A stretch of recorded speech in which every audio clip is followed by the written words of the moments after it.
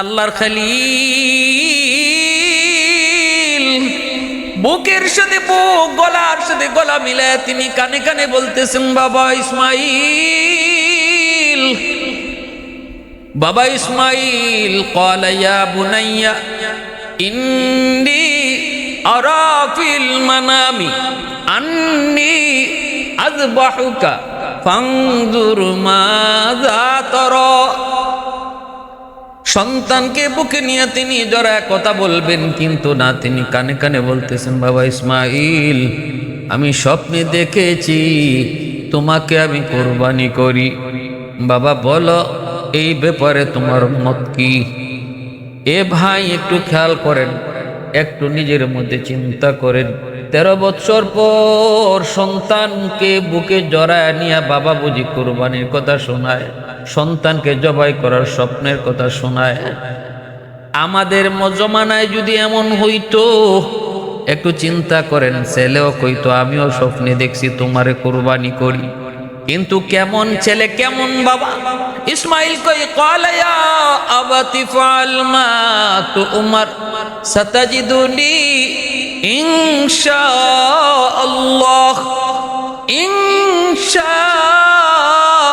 ইনশাআল্লাহ মিনাস সাবিরিন।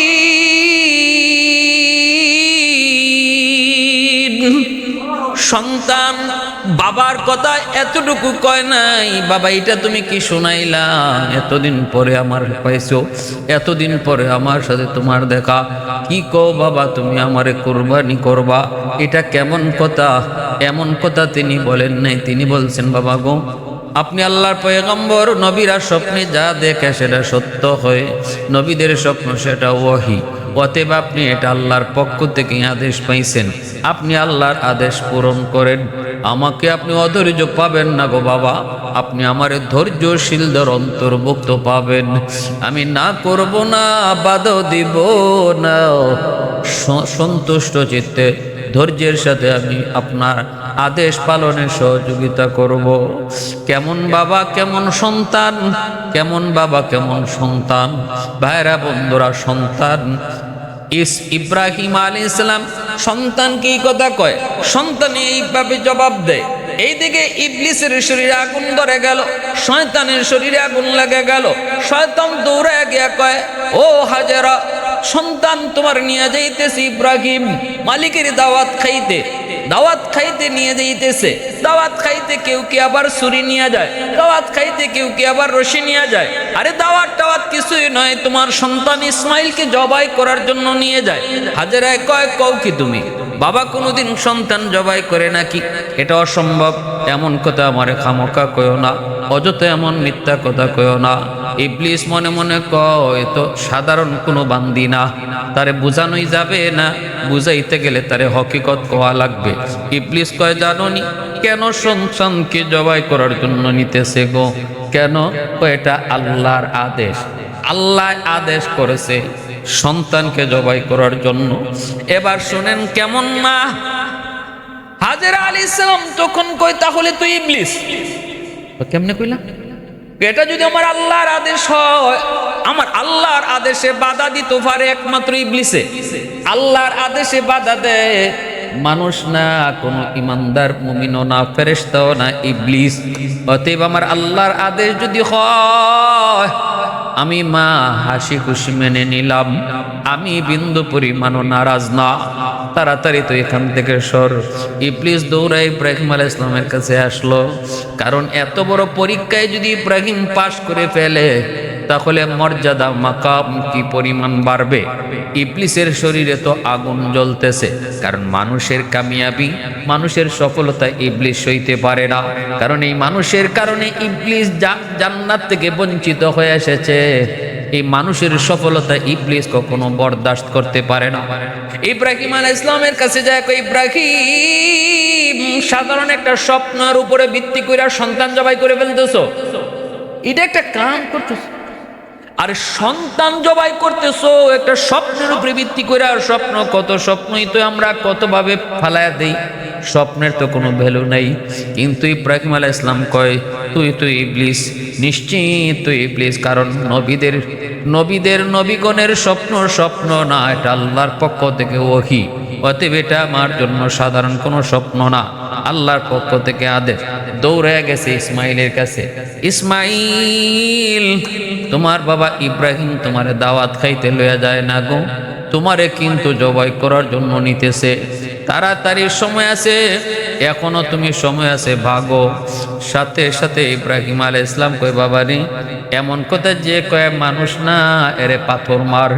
ইসমাইল আলাইহিস সালাম 3 জায়গায় পাথর মারলেন। আল্লাহ পাক রব্বুল আলামিন কয়, ও দুনিয়ার হাজিরা যারা তোমরা হজে আসবা, আমার ছোট্ট ইসমাইল ইবলিসকে যেই 3 জায়গায় পাথর মেরেছিল, ওই পাথর মারার দৃশ্য আমি আল্লাহর কাছে এত ভালো লাগছে, এত পছন্দ, কিয়ামত পর্যন্ত আমি ওই সিনারিটারে দুনিয়ার সমস্ত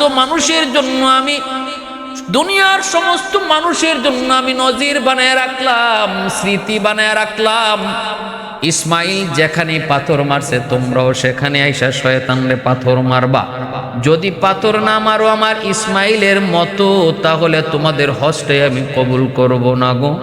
আল্লাহ পাক রব্বুল আলামিনের কাছে এত মায়ার, এত ভালো লাগছে। ভাইরা বন্ধুরা, সেই জায়গায় চিহ্নিত জায়গায় নিয়ে গেলেন। আজও মিনার ময়দানের ওই পাথর এখনো সৌদি সরকার এভাবে ইসারা স্মৃতি বানায় রাখছে। সেখানে নিয়ে ইব্রাহিম আলাইহিস সালাম বলতেছে, বাবা ইসমাইল এখন তাহলে রেডি হও। বলে হ বাবা আমি রেডি। বাবা গো, ও বাবা, 3টা ওসিয়ত করি, মরার আগে তুমি আমার 3টা ওসিয়ত পালন কইরো গো। 1 নাম্বার হলো তোমার চোখটা কাপড় দিয়ে বেঁধে নাও। বাবা তোমার চোখটা যদি খোলা থাকে, আমি সন্তান ইসমাইল বড় মায়ার বড় আদরের, এই সন্তানের চেহারা দেখলে তোমার ছুরি চালাইতে কষ্ট হবে, এজন্য নিজের চোখটা তুমি কাপড় দিয়ে বেঁধে নিও।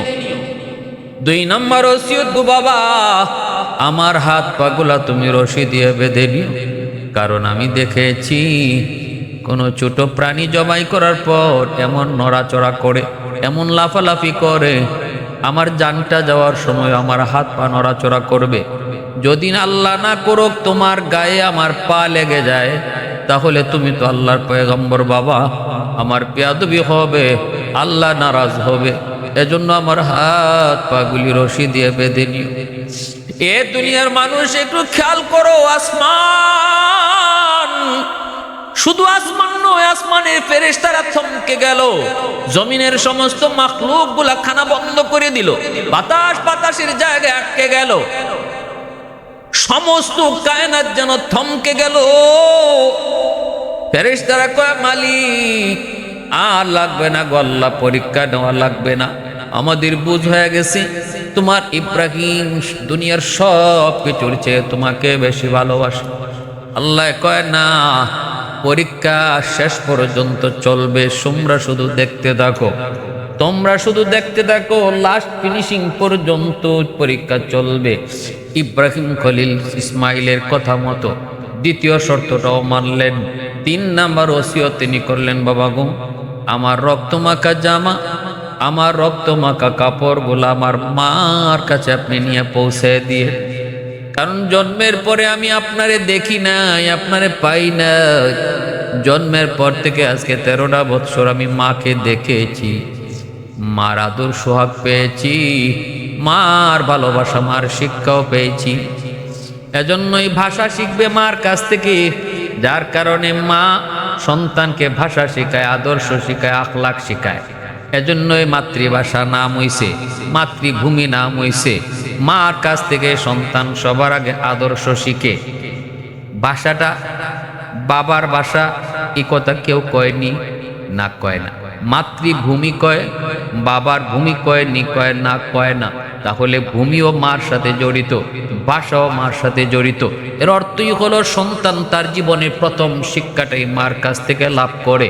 মা যদি শিক্ষিত হয়, মা যদি দিনদার হয়, মা যদি আল্লাহওয়ালি হয়, তাহলে সন্তান দিন শিখে দিনদার হয়। মার আসরটা সন্তানের উপরে বেশি পড়ে। ইব্রাহিম খলিল সন্তানের কথা মতোই নিজের চোখটা তিনি বাঁধলেন। এরপরে ইসমাইলকে শোয়া তিনি ছুরি চালায় দিলেন। আল্লাহ পাক রব্বুল আলামিন দেখতেছে। রব্বুল আলামিন তখনই ডাক দিয়া কয়, রে ছুরি, আমার ইব্রাহিমে তোরে কয় ছুরি ইসমাইলের গলা কাটার জন্য, কিন্তু আমি আল্লাহ তোরে নিষেধ করি, আমার ইসমাইলের একটা পশম পর্যন্ত কাটবি না। এত ধারালো ছুরি ইসমাইলের গলায় চালান, কিন্তু ছুরি কাটে না। আল্লাহর খলিল চিন্তায় পড়ে গেলেন, চোখ তো বাঁধা। নিচ থেকে ইসমাইল বলতেছে, বাবা গো, ও বাবা, মনে হয় ছুরিটার ধার কম, একটু ভালো করে ধার দিয়া নেন। ইব্রাহিম খলিল গুসায় তিনি ছুরিটা ফিকা বালাইছেন, কিন্তু ছুরিতে এমন ধার, এত ধার ছিল, ধারের কারণে পাথরটা দ্বিখণ্ডিত হয়ে গেছে। এত ধারে পাথর দ্বিখণ্ডিত হয়ে গেছে। সাথে সাথে তিনি ছুরিটা আবার হাতে উঠাইলেন, ডাক দিয়া বলতেছেন, তোর কি হয়েছে? তুই পাথর দ্বিখণ্ডিত করে ফেললি, কিন্তু আমার ইসমাইলে গলা কাটস না কেন? সাথে সাথে ছুরি কয়, মালিক, তোমার খলিল আমাকে প্রশ্ন করেছে, জবাব দিতে চাই, জবান দাও। সাথে সাথে আল্লাহ ছুরির জবান খুলে দিলেন। সুবহানাল্লাহ। ছুরি ডাক দেয়া কয়, ও আল্লাহর খলিল, আপনি আমারে আদেশ করেন একবার কাটার জন্য, আর আমার মালিক আমারে নিষেধ করে 70 বার ইসমাইলের গলা যেন আমি না কাটি। অতএব আমি কি করে কাটব, কি করে আমি কাটব? ইব্রাহিম খলিল বুঝে গেলেন। এরপরও তিনি আবার চাপাচাপি শুরু করলেন। আল্লাহ পাক রব্বুল আলামিন তখন কয়, ও জিব্রাইল, ছুরি কইছে কাটতো না, এরপরও আমার ইব্রাহিম আবার ছুরি হাতে নিছে, আবার ছুরি চালায় দিতে চায় নিচের দিকে। এখন আমি আল্লাহ আদেশ দিয়ে দিছি ছুরিরে কাটার জন্য। ছুরি এখন যদি ইসমাইলের গলায় লাগে তাহলে গলা কাটবে। তুমি কই আছো? কো মালিক, সব তো আকাশের উপরে সিদরাতুল মুনতাহা।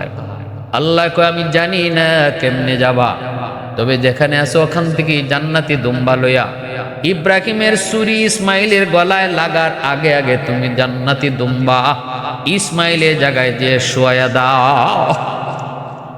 জিব্রাইল আমিন কয়, আমি পৃথিবীতে 3টা বার এমন ভাবে এসেছি, আমি নিজেও জানি না কেমনে এসেছি। আল্লাহ পাকের অশেষ কুদরতে আমি 3 বার জমিনে এসেছি। এই 3 বার আসাটা আমার জন্য, আমার পক্ষে কোনোদিন সম্ভব না, স্বাভাবিক হওয়া ছিল না। এক হলো ইউসুফকে যখন কুয়াতে ফালানো হয়, নিচে পড়ে যাবেন। আল্লাহ পাক কয়, জিব্রাইল তুমি কই? আমার ইউসুফকে 10 ভাই কুয়ার মধ্যে ফেলাইয়া দিছে। এখন কুয়ার নিচে যায় পড়লে পরে ইউসুফ ব্যথা পাবে। জিব্রাইল তাড়াতাড়ি যাও, যাইয়া ইউসুফকে কোলে নাও। জিব্রাইল কই ইউসুফ নিচের দিকে যায়, আর আমি জিব্রাইল সপ্ত আকাশের উপর থেকে জমিনের দিকে আসি।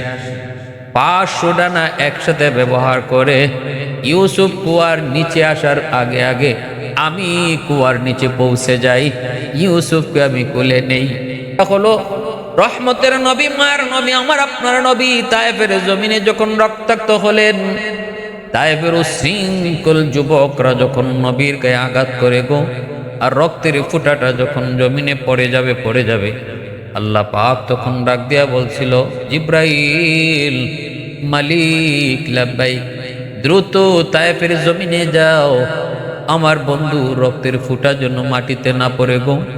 যদি মাটিতে পড়ে তাহলে জমিন বরদাস্ত করতে পারবে না, জমিনে ভূমিকম্প শুরু হয়ে যাবে।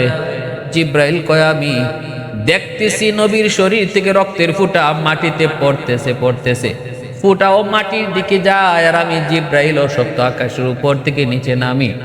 এই অবস্থায় ফুটা মাটিতে পড়ার আগে আগে আমি এসে রক্তের ফুটা নিজের হাতে উঠায় নেই। আরেকটা হলো ইব্রাহিমের ছুরি নিচের দিকে চলছে, আমি জিব্রাইলও নিচের দিকে নামতেছি, ইসমাইলের গলায় ছুরি লাগবে। এর আগে আমি জিব্রাইল জান্নাতি দুম্বা ইসমাইলের জায়গায় শোয়াইয়া ইসমাইলকে সরায় পেলি। ইব্রাহিম আলাইহিস সালামের গলা চোখে তো তিনি কাপড় বাঁধা, তিনি তো আর দেখেন নাই ইসমাইলকে যে সরায় দেওয়া হয়েছে গো, আর জান্নাতি দুম্বা নিচে শোয়ানো হয়েছে। এই দৃশ্য তো ইব্রাহিম দেখেন নাই। ছুরি চালায় দিছেন, গস গস করে আওয়াজ হইতেছে, রক্ত পড়ার আওয়াজ হইতেছে। এই অবস্থায় আল্লাহর খলিল তিনি আল্লাহু আকবার, আল্লাহু আকবার আল্লাহু আকবার, আল্লাহু আকবার। সমস্ত ফেরেশতারা আল্লাহু আকবার, আল্লাহু আকবার কই আওয়াজ দিয়ে উঠছে। ইব্রাহিম খলিল লা ইলাহা ইল্লাল্লাহ, লা ইলাহা ইল্লাল্লাহ, আল্লাহু আকবার, আল্লাহু আকবার। তখনই সমস্ত কায়নাত কয় ওয়ালিল্লাহিল হামদ, সমস্ত প্রশংসা একমাত্র আল্লাহর। পায়রা বন্ধুরা, চোখটা কইলা তাকায় দেখেন, আল্লাহু আকবার। কই ইসমাইল তো জবাই হয় নাই, জান্নাতি দুম্বা এখানে জবাই হয়েছে। পাশেই দাঁড়ায় আছেন ইব্রাহিম, ইসমাইল আলাইহিস সালাম জিব্রাইলের হাত ধরে। দৃশ্য দেখা টান দিয়ে আবার তিনি সন্তানকে আনতে চাইলেন। বাবা আয়, কে থেকে কি হয়ে গেল? তখনই জিব্রাইল মুস্কে হাসি দিয়ে ইসমাইলকে টান দিয়ে আটকায় দিছেন আর বলতেছেন, আল্লাহর খলিল, আর ইসমাইলের গলায় ছুরি চালানো লাগবে না গো। কদ সাদ্দাকতার রুইয়া ইন্না কাযালিকা নাজজিল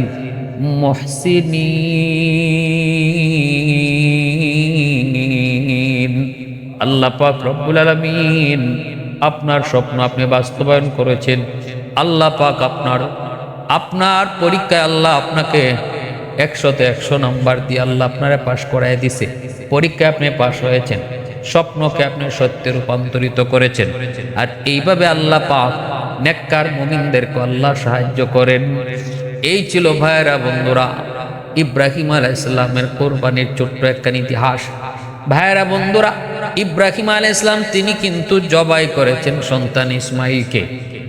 এজন্যই ইসমাইলের নামের শেষে যাবিহুল্লাহ লাগানো হয়, আল্লাহ রাস্তায় জবাইকৃত বলা হয়।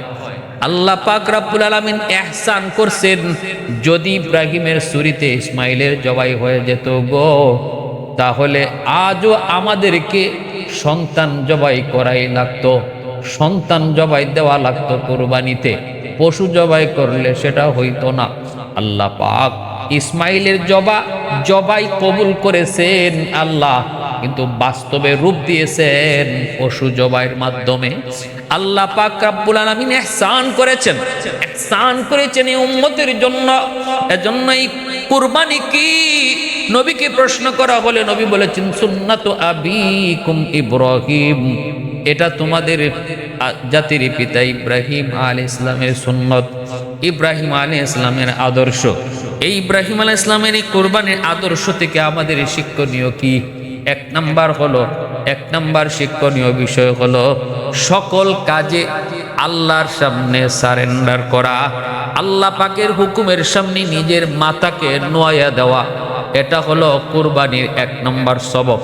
যেমন ভাবে ইব্রাহিম আলাইহিস সালাম এবং ইসমাইল আলাইহিস সালাম এবং হাজেরা তিনজন তারা আল্লাহ পাকের হুকুমের সামনে যেভাবে নিজেদের মাথাকে নোয়াইয়া দিয়েছেন, সারেন্ডার করেছেন।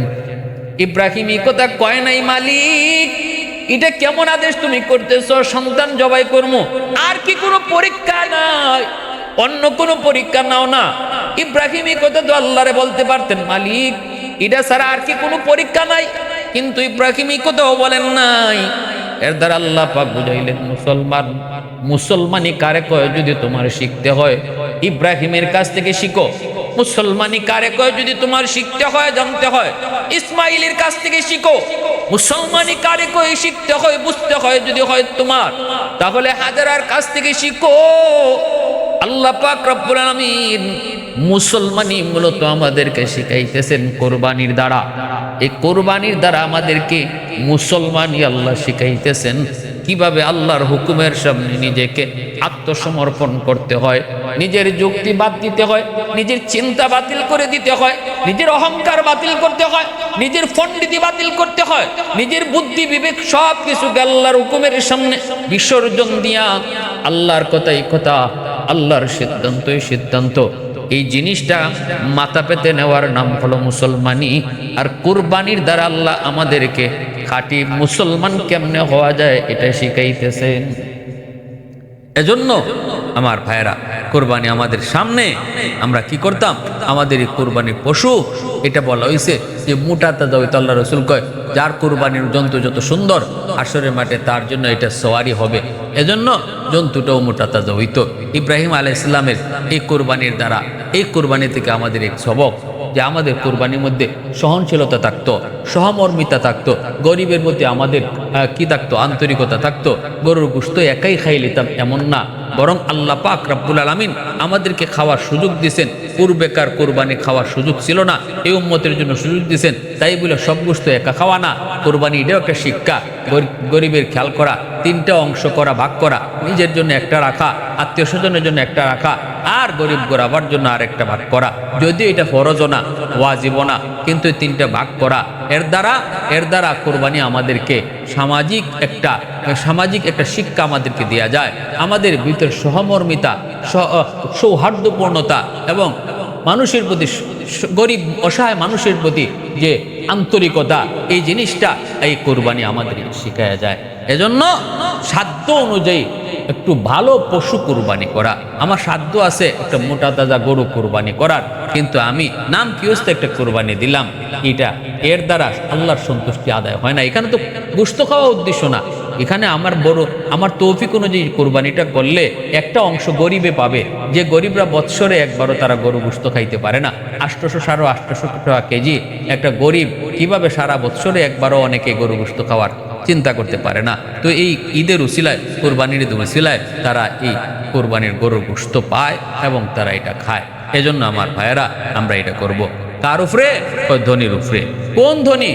যার 10 তারিখে, 11 তারিখে, 12 তারিখে, এই জিলহজের 10, 11, 12 3 দিনের ভিতরে যার কাছে নেশাব পরিমাণ মাল আসবে তার উপরে কোরবানি ওয়াজিব। হ্যাঁ, 52.5 ভরি রূপা আর 7.5 ভরি স্বর্ণ। এটার দাম হিসাব করলে আমরা দেখি 1.5 লাখ টাকার মতো। বর্তমানে রূপার হিসাব করলে 1.5 লাখ টাকার মতো। যদি কোনো সম্পদ কারো কাছে ঈদের 3 দিন থাকে, 1.5 লাখ টাকার মতো, যেটা তার এই টাকাটা না ধরলেও তার চলে, সংসার চলতেছে, অথবা এই সম্পদটা তার না ধরলেও চলতেছে। ঘরের যে আসবাব, অনেক মা বোনেরা ঘরের মধ্যে স্বর্ণ পালায় রেখে দিয়েছেন, এটা ধরন লাগে না। এই আধা ভরি স্বর্ণই 1.5 লাখের উপরে চলে, তার উপরে কোরবানি ওয়াজিব। কোরবানি ওয়াজিব কার উপরে? খালি পুরুষের উপরে না, নারীর উপরেও। সুস্থ মস্তিষ্ক সম্পন্ন নারী হোক পুরুষ হোক, সে যদি বালিগ হয় তাইলে তার উপরে ওয়াজিব, যদি সে নেশাব পরিমাণ মালের মালিক হয়, নারী হোক পুরুষ হোক। অনেক মহিলারা তার শোকেসের মধ্যে যে দামি দামি শাড়ি রাখছেন, একটা শাড়ির দাম 10,000 টাকা আর একটা শাড়ির দাম 5,000 টাকা, এগুলো বছরের পর বছর পরে রয়েছে। আপনার এই শাড়িগুলা কিন্তু ওই কোরবানির দাম হিসাব করে কোরবানি হিসাবের মধ্যে চলে আসবে। এজন্য যাদের উপর কোরবানি ওয়াজিব, তাদের জন্য এই কোরবানি আমরা করাটা অত্যাবশ্যক। রাসূল বলেছেন, যার উপর কোরবানি ওয়াজিব হইছে এরপর কোরবানি করছে না, তার ব্যাপারে রাসূল কি বলেছেন? লা ইয়াকরাবান্না মুসাল্লানা, সে যেন ঈদগাহে না আসে।